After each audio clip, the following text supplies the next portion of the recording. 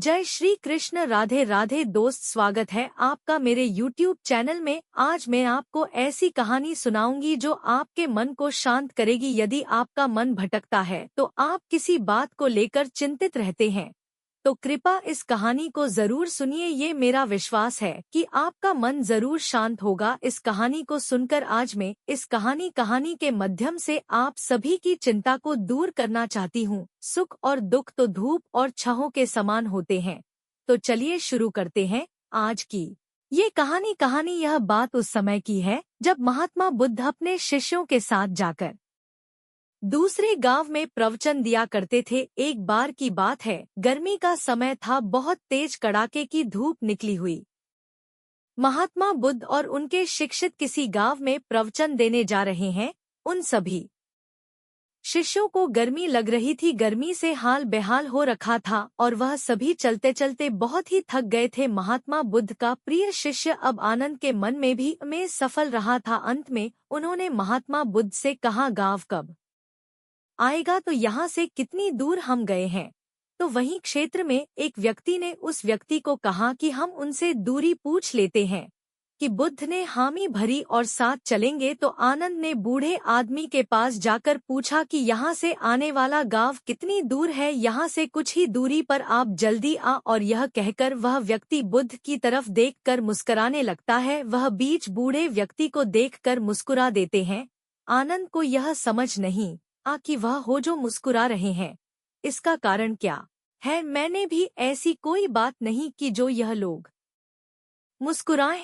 और आनंद के मन में यह सवाल अभी था। वीणा लोग आगे निकल जाने के बाद फिर से गांव नहीं आया। तब आनंद के मन में फिर से यह सवाल आने लगा, बुजुर्ग द्वारा बताए गए रास्ते के अनुसार अभी आया नहीं। फिर रास्ते में आनंद और महात्मा आनंद में उन महात्माओं से फिर वही सवाल पूछा कि आगे आने वाले और कितना दूर किलोमीटर। यह सुनकर आनंद ने मन ही मन सोचा कि अब तो पहुंची है। और फिर तभी दोबारा से महात्मा बुद्ध रास्ते में विलय भाजपा को देख थोड़ा सा मुस्कुरा देते और महात्मा भी गौतम बुद्ध को देखकर थोड़ा मुस्कुराने लगे हैं। और फिर से एक बार आनंद के दिमाग में वही सवाल उठने लगता है कि आखिर दोनों के आपस मुस्कुराने का कारण क्या है। परंतु वह लोग काफी आगे बढ़ने के बाद गांव नहीं आता है। अब आनंद ने फिर पूछा कि गांव कितनी दूर है? माता ने कहा कि बस कुछ कदम दूर गांव पहुंच गए। और एक बार फिर से बूढ़ी औरत और एक दूसरे को देखकर मुस्कुराने लगे हैं। तो आनंद ने फिर यह सब देखा, लेकिन वह उस समय कुछ न कहकर आगे बढ़े। मैं अभी गांव आने में समय था। आनंद के सब्र का बांध अब टूटने लगा था। कुछ समझ नहीं पा रहा था कि हम गांव पहुंच नहीं पा रहे। रास्ते में रुक गया और कंधे पर रखे सामान हो क्रोध में आकर फेंक देता है। और अंत में महात्मा बुद्ध कहते हैं कि वैसे तो आपने कहा है कि बेकार के प्रश्न नहीं करने चाहिए, लेकिन फिर भी मेरे मन में काफी देर से एक सवाल परेशान कर रहा है, पर मुझे खाए जा रहा है। कृपया करके आप मुझे उसका उत्तर दे। बुद्ध ने कहा कि पूछ, क्या पूछना है? कि आनंद कहते हैं कि हम जिससे भी रास्ता पूछ रहे वह हमें बस थोड़ी दूर कहकर आगे बढ़ाया जा रहा है। और आप कभी उन्हें देखकर मुस्कुराते हैं तो कभी उन्हें देखकर हंसते हैं, और वह भी आपको देखकर हंसते। इस चीज को कृपया मुझे समझाइए, पर यह भी बताइए कि हम गलत रास्ते पर तो नहीं चल रहे हैं। तभी भावना आ रहा, पर इतना समय लग रहा है। बुद्ध आनंद की बात सुनकर कहते हैं कि हनी, हम बिल्कुल सही रास्ते पर जा रहे हैं। और जिस रास्ते से हम गांव जा रहे हैं वहां के लोग मुझे पूछते, क्योंकि मैं पहले भी इस गांव में जा चुका हूं और मुझे इस राह की दूरी भी पता, और यहाँ के लोग भी यह बात जानते हैं। और इसलिए वह लोग फिर से मुझे जाते देखा कि पहचान देख मुस्कुरा रहे हैं। और जिस तरह हम लोगों को उनके लक्ष्य प्राप्ति के लिए उन्हें उपदेश देते हैं और उन्हें अपने जीवन के पथ पर सफलता हेतु निरंतर चलने को प्रेरित करते हैं, कि बिल्कुल उसी तरह राह में मिले हर एक व्यक्ति हमें हमारे कार्य पथ, हमारे मंदिर की ओर निरंतर बढ़ते रहने का उपदेश और राहत देते जा रहे हैं, ताकि हम अपनी मंजिल दूर सही समय पर पहुंच सके। बुद्ध चाहिए बात सुनकर आरंभ करा उठे और सभी एक बार फिर से गांव की ओर निकल पड़ते। और कुछ समय बौद्ध गोलू वहां पहुंच जाते हैं।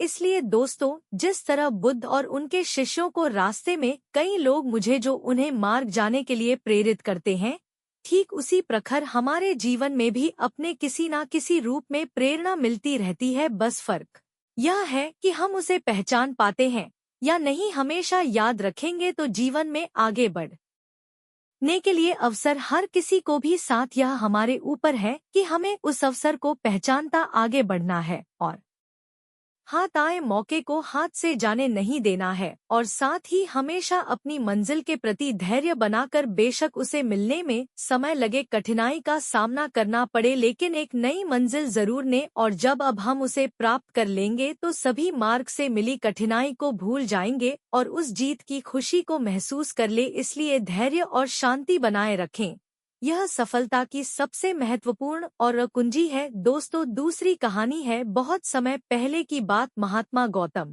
बुद्ध जब भी भिक्षाटन के लिए जाते थे तब आम लोग उन्हें दिशा में हम आपको देते थे, यह फिर जिसका वह जो समर्थ होता था वह अपने हिसाब से उन्हें शिक्षा देती थी। और साथ यदि किसी के मन में कोई सवाल होता था तो वह बुद्ध को रोक के उनसे पूछ लेते थे। एक बार ऐसे ही महात्मा बुद्ध भिक्षा लेने के लिए एक गांव में गई। उस गांव के लोगों ने शांति तभी एक व्यक्ति को, प्रभु मेरे मन में एक सवाल जो काफी समय से चल रहा, मुझे आपसे उसका उत्तर चाहिए। कि बुद्ध ने कहा पूछो। उस व्यक्ति ने कहा हम सभी के जीवन में सुख दुख उतार चढ़ाव लगा ही रहता है। हम सभी अपने जीवन थी उन दिनों में इतना मुझे रहते हैं कि उसे करीब से समझ ही नहीं पाते, न जीवन छिपाते, बस दौड़ते भागते रहते हैं अपने घर की जिम्मेदारियों के प्रति, अपने सपनों के प्रति। परंतु जब हम उसमें असफल हो जाते हैं तो खुद को कोसने लगती है, हमें यह जीवन व्यर्थ लगने लगता, हम लोगों की बातों में आ जाते हैं,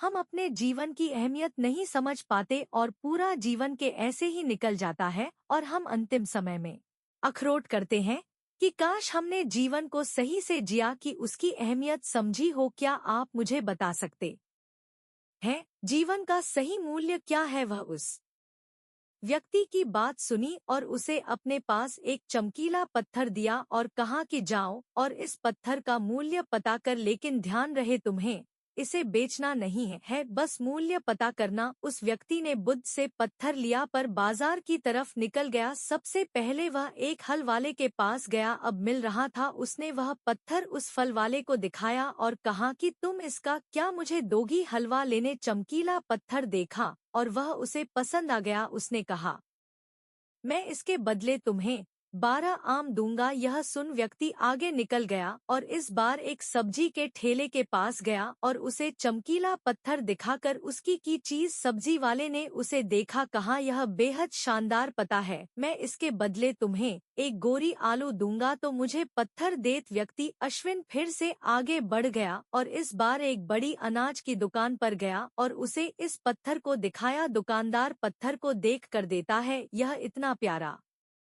पत्थर, मैं इसे रख लेना और इसके बदले तुम्हें 5 इंच की दूरी दूंगा। व्यक्ति ईद 3 जगह घूम चुका था, उसे हर जगह उस चमकदार पत्थर के अलग अलग भूले को जानकर हैरानी हो रही है कि भले एक पत्थर का इतना उबले कैसे हो सकता है, इन्हें इसमें ऐसा क्या देख रहा। उसके बाद वह व्यक्ति एक सोने चांदी के व्यापारी के पास गया और चुनार को पत्थर दिखाएं और उससे इसका फ्लेवर की चुनाव नियुक्ति पत्र को देखा और कहा कि मुझे पत्थर 20 लाख में बेच दोगे? हो गई थी। यह सुनकर हैरान था कि यह पत्थर की कितनी कीमत, पर उसने सुनार को बेचने से मना कर दिया। तो सुनार ने कहा कि 50 लाख में बेच दो। 3 फिर भी कुछ नहीं कहा। वह इतनी हिम्मत जानकर एकदम आश्चर्यचकित था। उसके मन में कहीं ना कहीं लालच भी आ गया था उसे बेचने के लिए, लेकिन उसे बुद्धि की बातें याद, इसलिए उसने वहां वह जताया नहीं। फिर सुनार ने खुद कहा कि तुम ही बता दो इसकी क्या कीमत, तुम क्या लोगे? कि उसने कहा कि मुझे माफ कर दो, मेरे गुरु ने इसे बेचने से मना किया है। और यह कहकर वह चला जाता है। आखिर में वह व्यक्ति एक जौहरी के पास पहुंचता है। इस पत्थर को देख उसे रूबी के रूप में पहचान लेता है। उसने पत्थर के सामने एक कपड़ा बिछाया और उस बेशकीमती रूबी की एक परिक्रमा लगाई और माथा टेका। फिर जो भी उस व्यक्ति से पूछा है, कहाँ से लाए हो भाई यह बेशकीमती रूबी? आप सारी कायनात, क्या सारी दुनिया बेचकर भी इस अनमोल पत्थर की कीमत नहीं लगा सकते हैं? यह सुनकर वह व्यक्ति हक्का भक्का रह जाता है और भागकर वापस गौतम बुद्ध के पास जाता है, उनके चरणों में बैठ जाता है, पूरी कहानी बुद्ध को बताता है और अंत में कहता है, महात्मा कृपया करके अब आप ही मुझे मानव के जीवन का मूल्य क्या है कि वह दूसरे व्यक्ति को आते हैं, मुस्कुरा कर कहते हैं कि वह फाल वाला जो आम का व्यापारी था उसने पत्थर की कीमत दोबारा लगाई। सब्जी वाले ने एक आलू की, अनाज व्यापारी ने 5 बोरी अनाज 50 लाख में। जहां तुम गए गुर्जरों ने इस बेशकीमती रूबी मांग की, ठीक उसी प्रकार तुम्हारे जीवन की भी यही स्थिति है। वह कहते हैं तुम भी एक ही हो, लेकिन फिर भी लोग तुम्हारी कीमत अपनी सोच, औकात, अपनी समझ और अपनी जानकारी के हिसाब से ही लगाएंगे। तुम अपना जीवन अपने हिसाब से, ठीक अपनी खुशी से जीत। वर्तमान का आनंद किसी भी चीज के पीछे बेकार में भागकर बिल्कुल व्यक्ति अपनी जिम्मेदारियों को समझे, तब तुम उसे खुशी से तीव्र करोगे। अपने सपने, अपने लक्ष्य के प्रति आगे बढ़ो, कम बढ़ाओ, कोशिश करो, सफलता जरूर मिलेगी और आप अपने जीवन से प्रेम संतुष्ट भी हो जाओगे। बुद्ध की बात तो उस व्यक्ति का एकदम मन शांत हो गया था, उसमें अलग ही पूजा गई थी। बुद्ध के चरणों को स्पर्श करके चुपचाप वहां से चला गया था। व्यक्ति बुद्ध की बातों से बहुत प्रभावित हुआ था, उसे आज अपने जीवन का मूल्य समझ में आ गया। अब वह अपना मांगे जीवन श्रेष्ठ कार्य में लगाना चाहता था। दोस्तों, हमें भी अपने जीवन और प्रतिभा का मूल्यांकन खुद करना चाहिए और पूरे आत्मविश्वास के साथ कोई काम करना चाहिए। अपने जीवन में हर वक्त शिकायत करने की जगह जो है उसी में अपनी खुशी देखना चाहिए, फिर जीवन आपको बोझ नहीं लगता, प्यारा लगेगा और तभी आप अपने जीवन से खुश या और संतुष्ट हो पाएंगे पूरी तरह और जीवन का आनंद ले पाएंगे। अब यह आपको तय करना है कि आप उसको कैसा बनाना चाहिए। 12 आम लायक कामयाब उपयोग बेशकीमती हीरा, यह निर्णय केवल आपका, आप खुद ले। कहानी पूरी सुनने के लिए बहुत बहुत धन्यवाद। आशा करती हूँ कि ये कहानी आपके मन को शांत जरूर करेगी। कहानी कैसी लगी कृपया कमेंट करके जरूर बताएं। अगर आपने मेरे चैनल को अभी तक सब्सक्राइब नहीं किया है तो कर लीजिए।